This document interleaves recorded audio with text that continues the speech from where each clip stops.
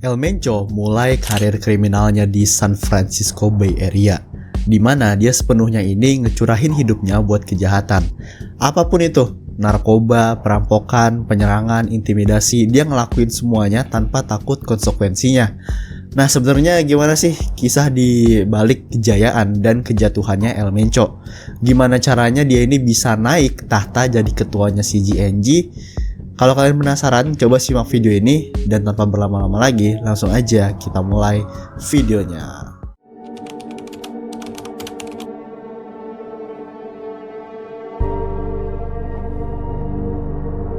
Fokus utama El Mencho itu simple banget bre, yaitu nyelundupin metamfetamin ngelintasin perbatasan dengan pakai identitas palsu. Tapi seperti semua cerita kriminal, keberuntungan itu kagak selalu kejadian terus. Pada tahun 1986, El Mencho ini ditangkap atas tuduhan perampokan dan kepemilikan senjata. Meski segera dibebasin, dia kembali lagi ke dunia lama dan lanjut ngeludupin narkoba. Aneh ya, bukannya tobat gitu kan. Tahun 1989, dia kembali ditangkap, kali ini atas tuduhan narkoba. Statusnya itu sebagai imigran ilegal juga terungkap, dan otomatis dia langsung dideportasi. Tapi El Mencho bukan tipe orang yang langsung nyerah. Saat kebanyakan orang bakal bersembunyi di Meksiko, dia malah kembali ke Amerika Serikat beberapa bulan kemudian. Lagi-lagi buat nyelundupin narkoba. September 1992, El Mencho ditangkap buat terakhir kalinya. Kali ini dia ngehadepin dakwaan federal. Bareng saudaranya Abraham, dia ditangkap di sebuah restoran di San Francisco saat nyoba nyegel kesepakatan heroin. Abraham yang ngurus transaksi, sementara El Mencho itu tugasnya jaga-jaga. Tapi ada sesuatu yang ngebuatnya curiga. El Mencho ngeperhatiin uang yang dikasih sama kliennya itu terlalu rapih, terlalu tersusun sempurna gitu, kayak masih baru gitu, bukan uang kusut atau lecek kayak biasanya. Dia ngasih tahu ke Abraham kalau mereka ini seharusnya kagak berbisnis sama orang-orang itu, dan ternyata dia bener. Beberapa minggu kemudian, mereka ditangkap sama polisi yang sama, yang ternyata petugas yang lagi nyamar. Penangkapan ini jadi titik balik di hidupnya El Mencho. Dia ini sebenarnya punya peluang besar buat ngelawan dakwaan dan menangin kasusnya. Tapi kalau dia ngelakuin itu, Abraham yang punya catatan kriminal yang panjang kemungkinan besar bakal dipenjarain seumur hidup. Dalam langkah yang jarang kejadian di dunia kriminal, El Mencho milih buat ngorbanin dirinya sendiri. Dia ngaku bersalah demi nyelamatin saudaranya dari hukuman seumur hidup. Akhirnya El Mencho dijatuhi hukuman 5 tahun penjara di Big Spring Correctional Center, Texas, dan dideportasi pada Januari 1997. Saat itu dia udah berumur 30 tahun dan jadi seorang mantan narapidana yang ngabisin umurnya di kehidupan penjara. Setelah deportasi, El Mencho netep di Tomatlan, Jalisco, di mana dia jadi petugas polisi negara bagian di situ. Selama periode ini dia ngejalanin pelatihan insentif di bidang keamanan dan kontra intelijen. Apakah dia sengaja ngambil pelatihan kayak gitu? Nggak ada yang tahu pasti, cuman kalau emang iya, itu bisa dibilang langkah yang jenius karena ini adalah langkah yang bakal ngebantu El Mencho di masa depan. Beberapa tahun kemudian El Mencho ninggalin kepolisian dan pindah ke Guadalajara. Di sana dia bergabung ke kartel Milenio yang pada saat itu udah jadi bagian dari kartel Sinaloa di bawah kepemimpinan Nacho Coronel. Coronel yang dikenal sebagai Raja Kristal karena dominasinya di perdagangan metamfetamin adalah tokoh penting di Sinaloa dan pamannya dari istri El Mencho. El Mencho mulai karirnya di kartel Milenio ini sebagai pengawal buat salah satu kolega Nacho, yaitu Armando Valencia Cornelio alias El Maradona. Tapi kagak butuh waktu lama buat El Mencho untuk naik peringkat. Dengan cepat, dia jadi letnan yang dihormatin dan jadi seorang pemain kunci dalam jaringan perdagangan narkoba paling berbahaya di dunia. El Mencho dan kelompoknya itu ngelola operasi narkoba, keuangan, dan pembunuhan buat kartel Sinaloa di negara bagian Colima dan Jalisco. Tapi segalanya berubah drastis ketika El Maradona ditangkap sama militer Meksiko. 9 bulan kemudian, pada Desember 2009, Nacho Coronel juga tewas dalam baku tembak dengan militer. Kehilangan Nacho nyiptain kekosongan kekuasaan di kartel Milenio, dan seseorang tentunya harus ngambil alih kan. El Mencho yakin kalau dialah orang yang tepat buat mimpin kartel Milenio. Sayangnya para petinggi Sinaloa itu mikir sebaliknya dan malah nunjuk orang lain. Rasa ketidaksetujuan ini ngebuat El Mencho dan para loyalisnya itu marah besar.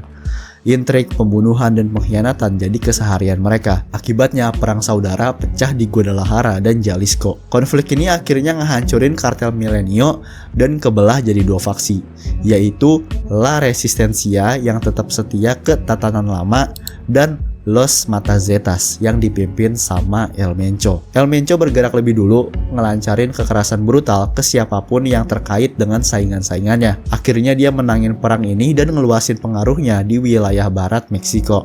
Kelompoknya kemudian berganti nama jadi Cartel de Jalisco Nueva Generación atau CGNG yang sekarang dikenal sebagai salah satu kartel paling kejam di dunia. Dengan El Mencho, kekejaman ini mencapai level baru yang bahkan ngelampauin standar kartel.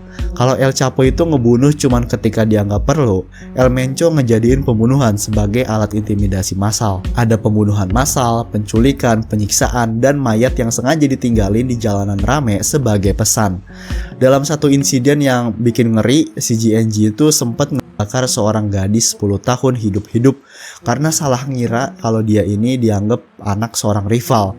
Kagak lama setelah itu, pembunuh CGNG juga mengeksekusi seorang pria dan anaknya dengan nempelin dinamit ke tubuh mereka. Mereka ngerekam adegan ngeri ini pakai HP sambil ngakak-ngakak. Tapi semua ini adalah bagian dari strateginya El Mencho. Kekerasan itu adalah bahasa kekuasaannya, alat yang dia pakai buat ngebuka jalan bagi ambisi ekspansi ke Tijuana, salah satu koridor perdagangan narkoba paling penting. Pada 2013, El Mencho ini mulai nyusup ke wilayah Tijuana yang saat itu dikuasain sama kartel Sinaloa. Koridor ini adalah pintu masuk utama buat ngedistribusiin narkoba ke kota-kota besar di Amerika Serikat kayak Los Angeles, San Francisco, Las Vegas, Phoenix, dan Chicago. Dengan nilai perdagangan yang nyampe miliaran dolar, Tijuana adalah target yang kagak bisa dilewatin sama El Mencho kan tentunya. Akhirnya dia ngelancarin kekerasan khasnya buat ngintimidasi atau ngehabisin distributor Sinaloa.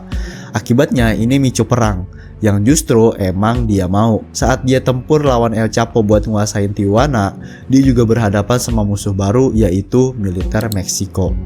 Perang El Mencho sama militer Meksiko itu dimulai karena ulah Amerika Serikat. Kenaikan El Mencho yang cepat, kekerasannya yang kagak terkendali, dan kartelnya yang ultra brutal istilahnya, itu ngedorong pemerintah Amerika Serikat buat nyerang kelemahannya, yaitu uang. El Mencho ngegunain uang dari bisnis narkobanya ini untuk ngediriin berbagai usaha sah di seluruh dunia yang dikelola sama keluarganya.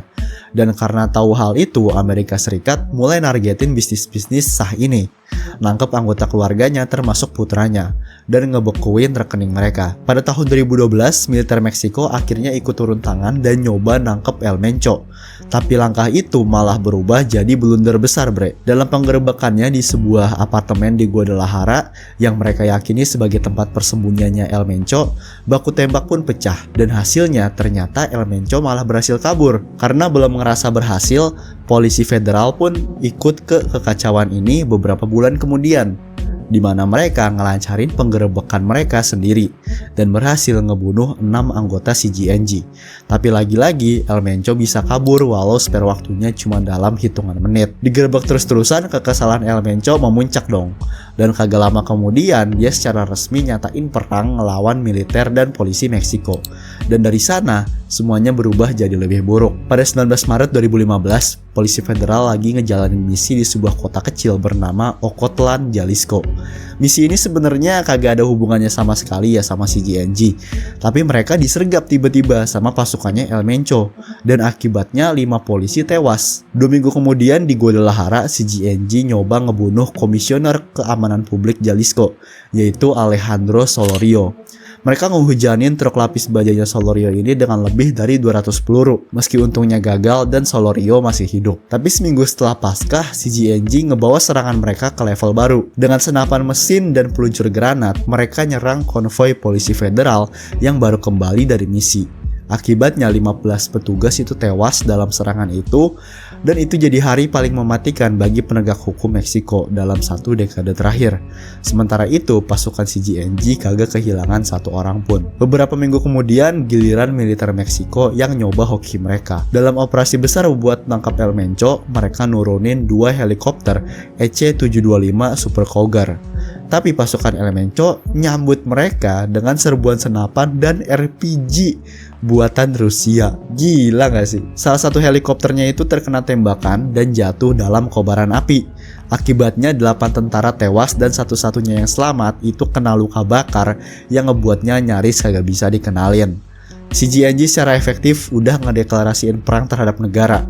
Sebelum El Menco, satu-satunya penguasa narkoba yang pernah ngelakuin ini adalah Pablo Escobar. Tapi El Menco kagak berhenti di situ. Kekerasannya terus berlanjut, ngebuat Jalisco akhirnya lumpuh total. Banyak bis dan truk yang dibajak lalu dibakar, SPBU juga diledakin. Dan kekacauan ini terjadi cepet banget dan terorganisir sampai pemerintah Meksiko cuman bisa bereaksi dengan ngerahin 10.000 tentara buat ngamanin negara bagian itu. Tapi kekacauan ini bukan tanpa tujuan, itu semua cuma pengalihan. Saat militer sibuk madamin api kekacauan yang dibuat sama El Menco tiba-tiba ngilang dari radar mereka. Militer udah siap tuh padahal habis-habisan nangkep El Menco. Tapi di tengah perang ini tawaran gencatan senjata itu datang. Pada tahun 2015 setelah bertahun-tahun konflik, El Chapo dan El Menco mutusin buat berdamai. Mereka ngebagi wilayah Tijuana, jalur perdagangan narkoba, dan bahkan kontak korup di kepolisian. Tapi kedamaian itu kagak bertahan lama. Beberapa bulan kemudian El Chapo ditangkap dan otomatis perhatian militer teralihkan dari El Menco. Sementara itu El Menco milih buat ngehianatin gencatan senjatanya dan ngebidik wilayah yang dikuasain sama Sinaloa. Dia bahkan ngelancarin juga aksi berani dengan nyulik dan nyandra putranya El Chapo buat tebusan $2 juta buat sekedar nunjukin dominasinya. Kekerasan di Jalisco semakin intens, tetapi kali ini CGNG udah lebih fokus nyerang pengedar narkoba dan para pengkhianat. Hari ini CGNG berada dalam perang besar ngelawan kartel Sinaloa buat memperebutkan wilayah di Baja California, Sonora, bahkan negara bagian asal El Chapo, Sinaloa. Satu-satunya yang ngehalangin El Menco dari dominasinya ini adalah pemimpin terakhir Sinaloa, yaitu El Mayo Zambada yang punya banyak kesamaan sama El Menco. Tapi kan sekarang El Mayo udah ditangkap dan digantiin sama Los Chapitos. Nah, belum tahu lagi nih gimana situasi antara CGNG sama kartel Sinaloa. Oke bre, itulah dia buat video gue kali ini, dimana kita udah ngomongin soal El Menco dari awal karirnya sampai kabar terbarunya. Gimana menurut kalian? Kalau kalian suka jangan lupa like, comment, share, dan subscribe. Sampai jumpa lagi di video berikutnya. Dadah.